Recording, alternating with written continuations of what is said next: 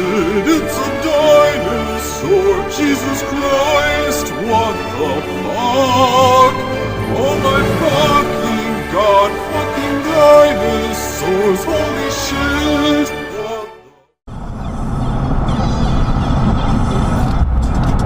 You know, one thing I've always wondered is why people can't seem to let things go. What I mean by that really is, as far as relationships go, you know, you would assume when you're with somebody, whether it was good, whether it was bad. Once it's done, I believe it should be done, and that's it. It's not something that, you know, you should linger on and, you know, basically try to debate within yourself of what you could have done.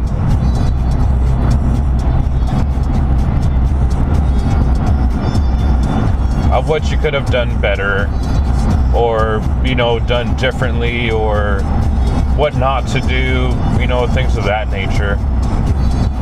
If a relationship ended and it was bad, you know, then let it go. If a relationship ended and it was good, I would still say to let it go and just move on and pretty much see what's out there.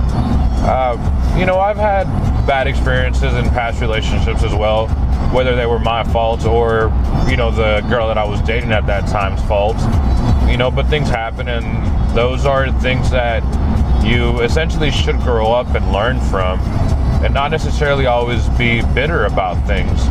The way I see it is, if, you know, if you come out bitter of a relationship and you stay that way, chances are that's how you're going to look at all the other relationships that are going to come towards your way, I guess, if it's really the right way to put it. You know, or relationship that you could possibly build in the future, you know, will probably just be worthless at that point if you're always bitter about things. You know, I mean, for example, when I was a lot younger, I was the proud owner of a 2008 Honda Civic Mugen SI. I will post a picture here of what the Mugen was, or is. And it was a really beautiful car. When I bought it, it was, I think, maybe like number 2 or 3 in my neck of the woods. I don't know about the whole state of Texas. But either way, moving forward, I was dating a girl, and the girl that I was dating, we had an issue to where I believe she was cheating on me, and most of that was due to a text message that she got on her phone. I personally do not like going through, you know, my significant other's phone, just because I think that's their privacy, that's their own thing. Some people might disagree with me. There's some people in relationships that, you know, are always checking each other's phones, vice versa. I mean, I just believe that comes down to trust, and probably something we can talk about at another time, but either way. So she asked me about 2 or 3 times, maybe, you know, to grab her phone, you know, to see who it was and whatnot. And, you know, I got upset after I saw the message, because basically the message said, hey,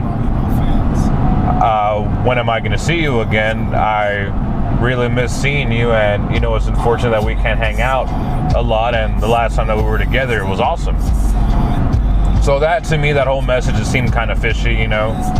And she ended up texting this guy back or whatever, and ended up saying, oh, I'm sorry, you know, I was, you know, meaning to text my girlfriend or this and that or whatever. And I just honestly thought the whole situation was fishy, because, you know, I mean, I don't know, I guess if you have a girlfriend, you really wouldn't talk to her like, you know, she's a booty call, I guess you could say.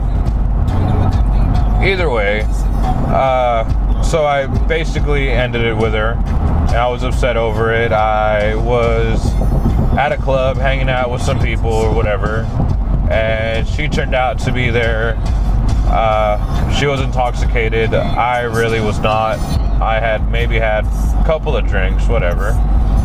And either way, a friend of mine who knew what was going on, as soon as she saw her, my friend basically grabbed me and pretty much made out with me in front of my ex.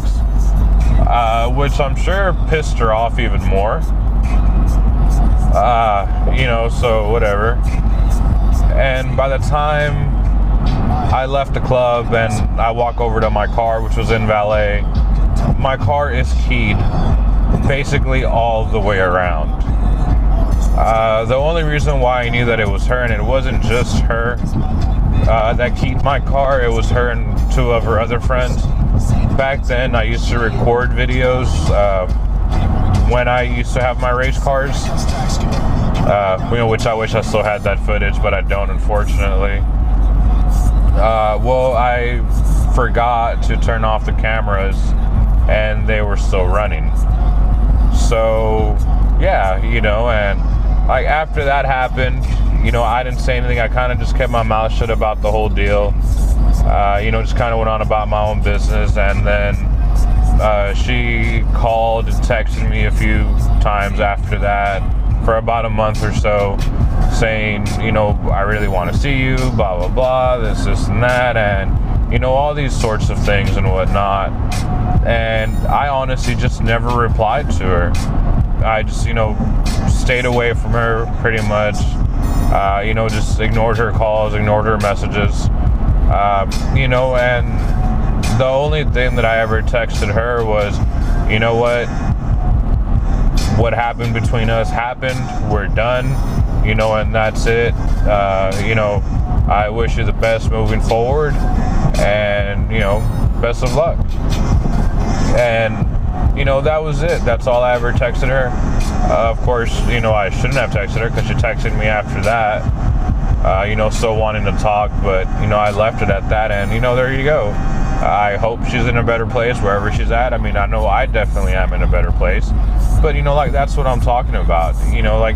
If I had basically, gave in and essentially,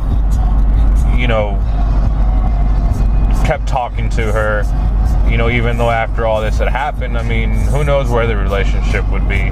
I highly doubt it would have, been a good thing in the long run. I'm sure it would have been a really bad thing in the long run.